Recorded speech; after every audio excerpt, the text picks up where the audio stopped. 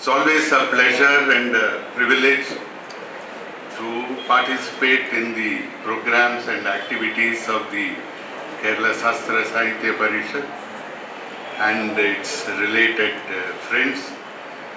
I have been associated in some form or the other with this kind of activity for a long time, and somehow what is striking about the topic of today is that after, when I first met Dr. M.P. Parameswaran in Chennai, on the terrace one evening, a small group of enthusiastic students and junior faculty, when we met, that was the year 77, 78. And I remember that MP spoke to us about the Nature, Science and Society campaign of the KSSP.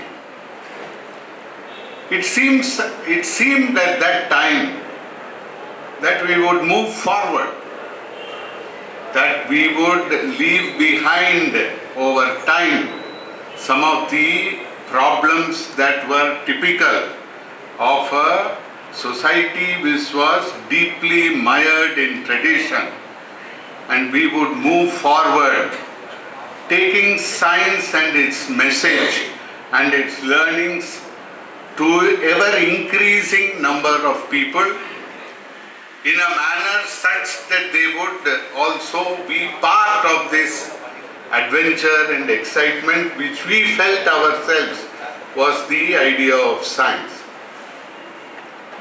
So after all these years, I must confess that it is somewhat odd to meet again, all of us having grown older over the years, and there is a sense of talking about the same problems again.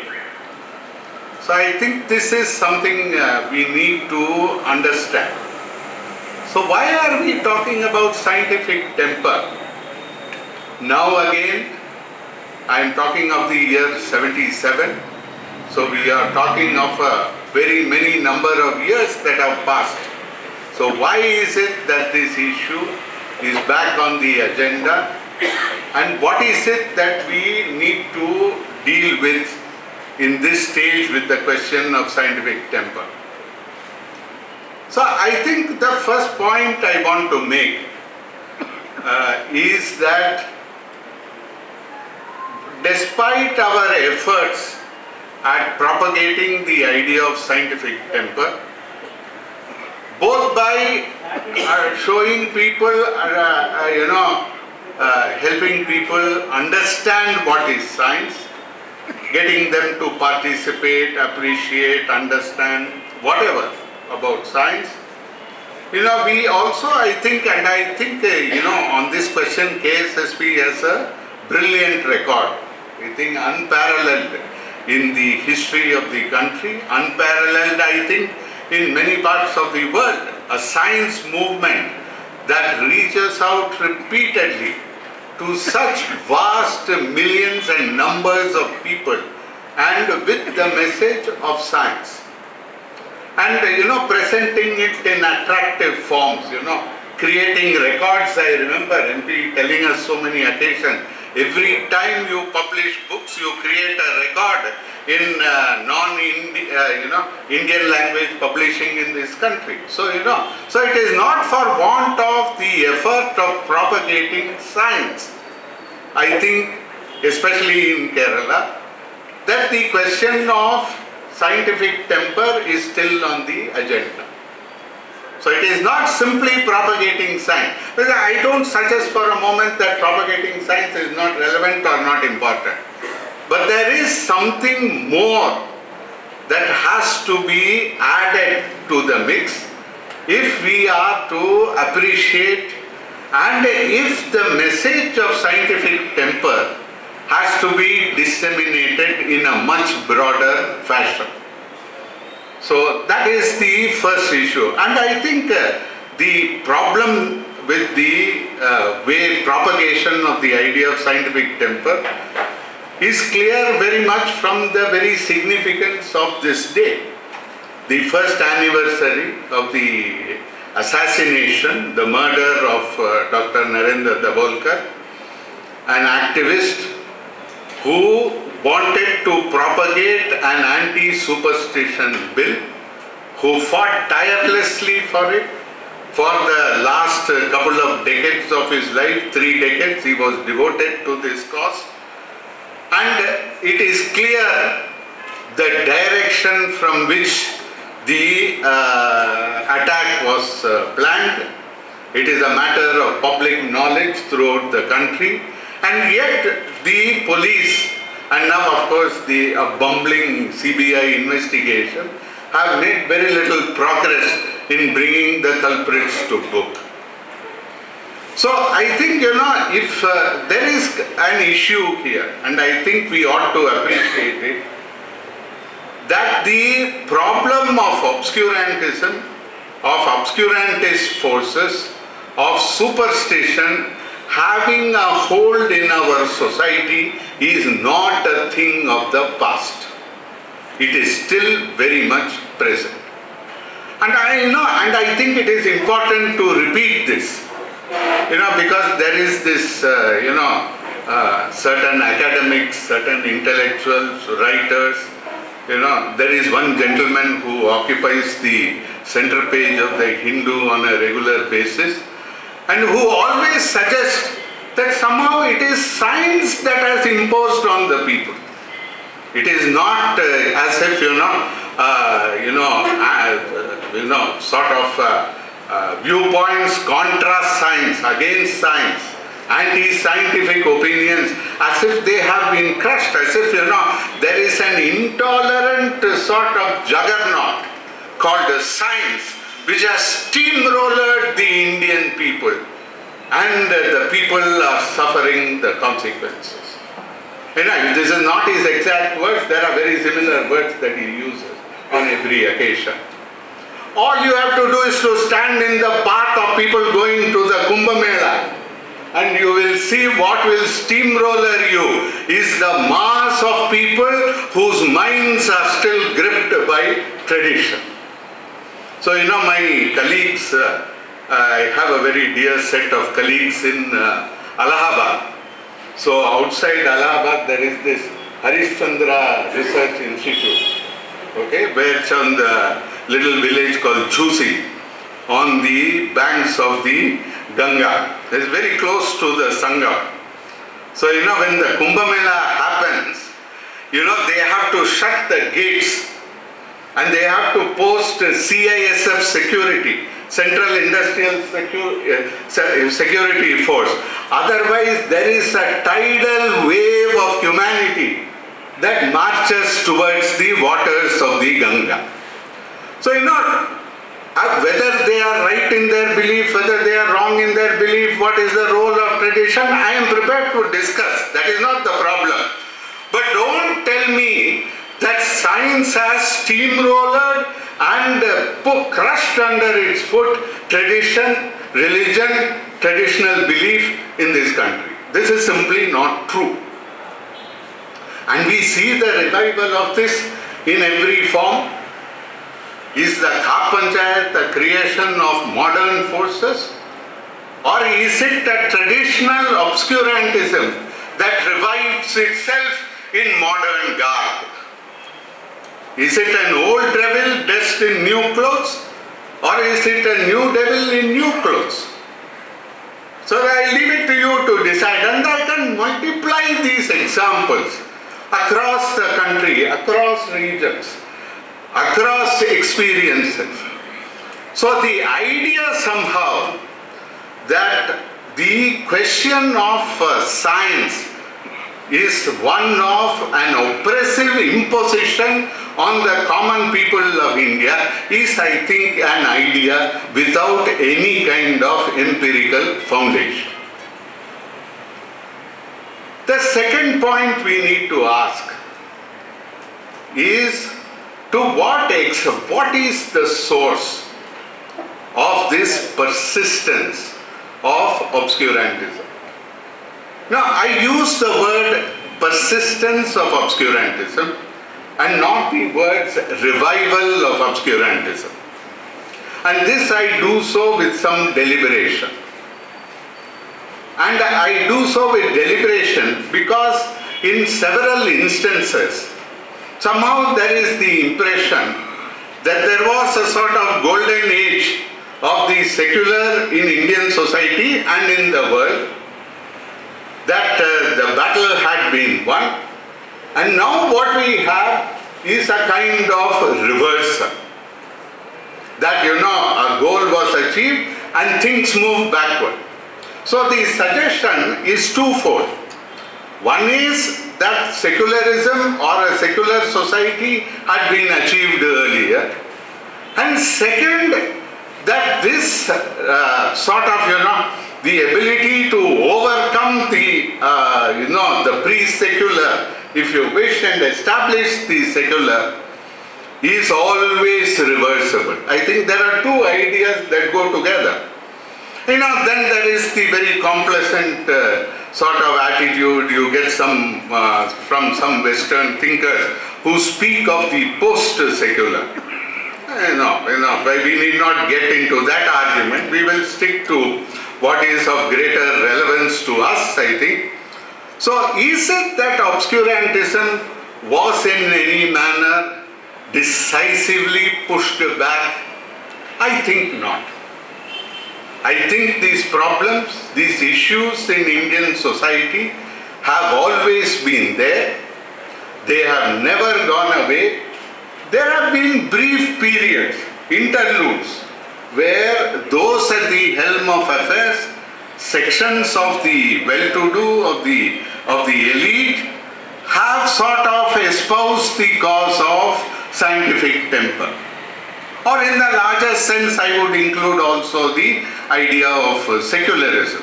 Secularism not in the narrow political or constitutional sense, but in the larger sense of a secular imagination, which does not seek answers to the problems of the world in transcendental authority, but seeks it in our daily practice and our interaction and our thought and behavior. So the answers of this world are to be found in this world.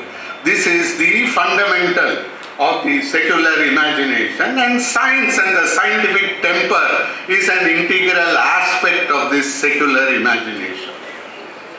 So, the point is, I think, that while this has been espoused at times by the elite and as easily given up as we saw in the last decade and a half, how often have we been surprised to see a noted celebrity, a writer, a person you thought was a thinker, suddenly turn topsy-turvy his opinions and discover the miracle and glories of the mass observance of obscurantism and to proclaim it as the will of the people.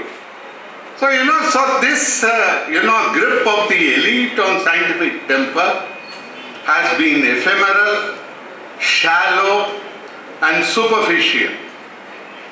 The point, I think, we must realize, and I need not emphasize it to you too much, that the soil from which this obscurantism grows, that soil has never been removed, and the weeds that grow in the soil, neither the soil nor the weeds have been dealt with adequately.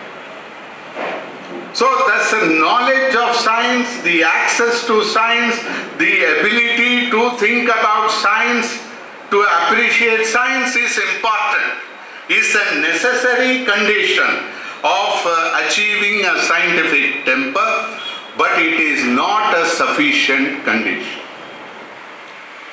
What makes for the development of the scientific temper, what makes for the rise of the secular, is a process of social transformation. If you take any history of any society in the world, any nation that has made progress in these terms And I don't mean simply economic growth and so on. That's obvious, I think.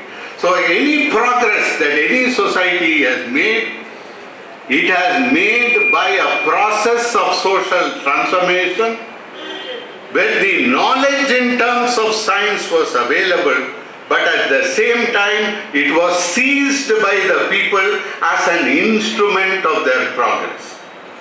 Instrument not in the sense of getting jobs and building buildings, opening R&D laboratories, getting Nobel Prizes or Bhatnagar Awards, not just that, but as a weapon of their advance. Like in the French Revolution, the deputy who stood up and said, the sciences have always stood on the side of revolution. So, this is, I think, an old lesson. And these days if you repeat it, they say, no, what outdated theories you are bringing to us. But 150 years ago, a man remarked that an idea, when it grips the mind of the masses, becomes a material force. And I think that is still true. And I think that is the gap that still remains in the question of scientific temper. So we need to link, and this will not be an instantaneous process. Scientific temper is not a target to be achieved. Scientific temper, as Panditji himself noted, as Jawaharlal Nehru himself noted in the discovery of India, is a process, is the development of an attitude. And he was the first to acknowledge that he said, I cannot find it. Neither the people have it, nor their leaders. So, so a scientific temper, the rise of the secular, is a process. And that process is inseparable from the process of social transformation. So I think this for me is the lesson, that when we used to say it, people used to sort of, yes, you talk about social transformation, let us at least talk to people about science. No harm done. I am not against it. And it is valuable. I have been an active participant. But 35 years later, 40 years later, you come back and ask, why is it that we are talking about scientific temper again? Then the question begs an answer. The third point I want to make is, we are objectively, if not subjectively, in far better frame, in a far better setting to defend the notion of a scientific temper.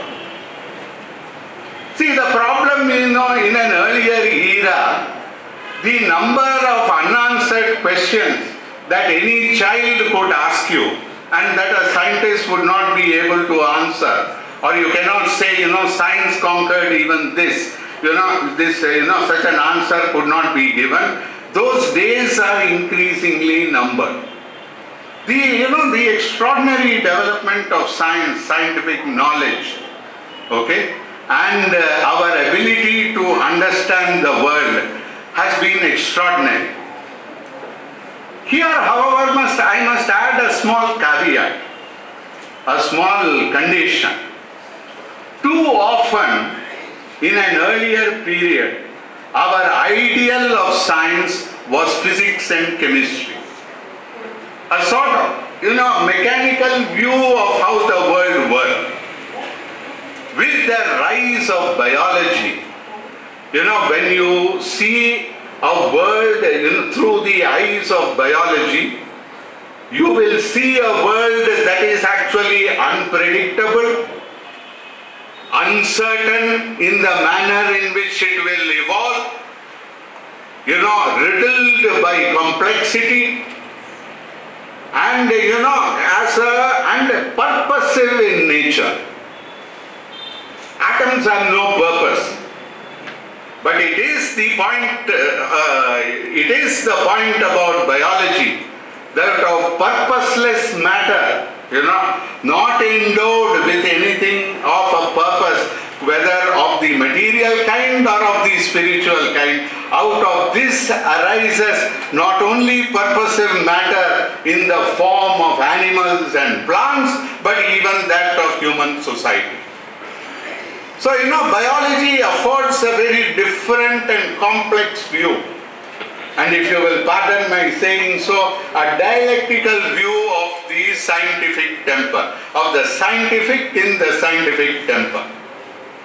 So I think we are much better placed, to understand both nature on the one side and the relationship between human society and nature on the other. Human society both as a manifestation of nature and that which acts upon nature. This we are able to understand today in a manner that was not so obvious 40, 50, 60 or 70 years ago. So I think there is something, we are on a far stronger wicket, if you wish, to answer these questions that would trouble the world.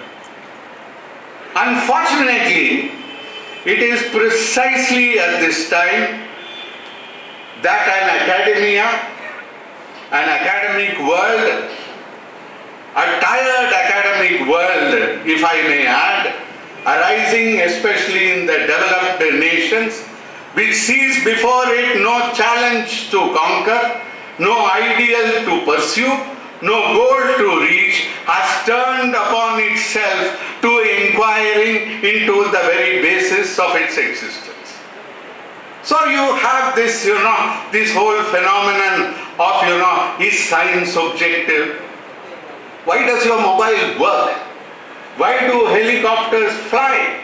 It seems very trivial. It does not seem like a philosophy paper, but that is at the foundation of why we have any kind of idea that science says something real about a real world. Whether that leads to power is a separate question. Obviously, wrong ideas will not give you power. Foucault is right. Knowledge confers power. But wrong knowledge does not confer power. It confers power precisely because it is true knowledge.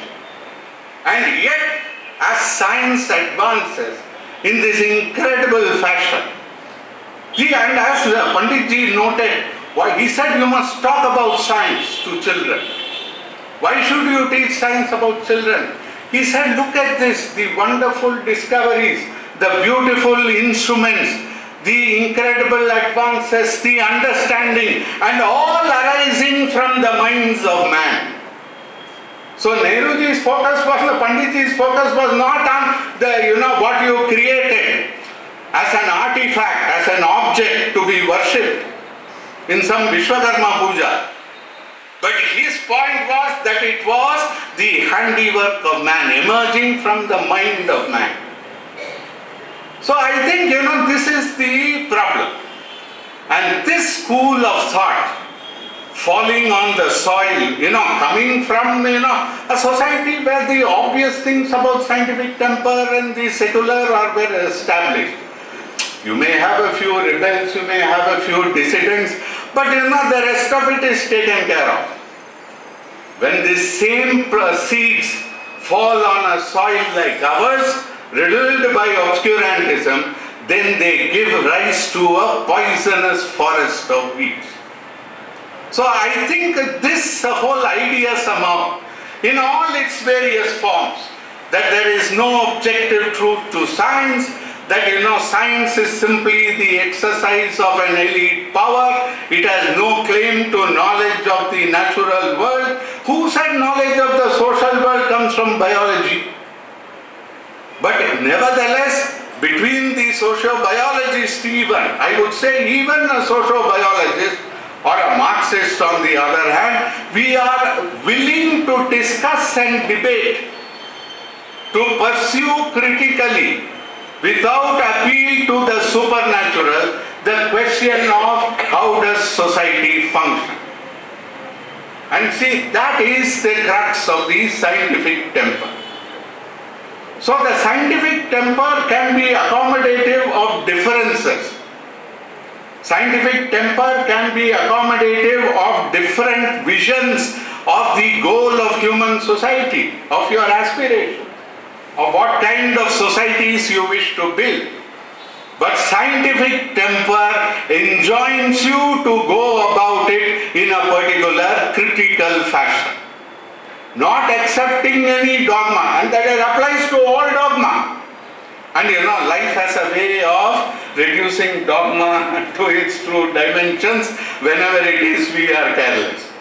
Even those of us of believers of scientific temper, votaries of scientific temper, if we keep our eyes and ears open, whenever our thought slips into dogma, we will see the real world bring it crashing down. But nevertheless, we acknowledge that it is possible to know the world imperfectly, as a process, approaching truth but never reaching it. Because to reach it would be to attain a non-existent nirvana, but approaching it. And it is this process and its implications for human society that underlie the development of a scientific temper and the secular imagination. And this somehow in academia, even in India today, I think in the social science community, there is a loss of faith in this. Because it's I say faith with justification.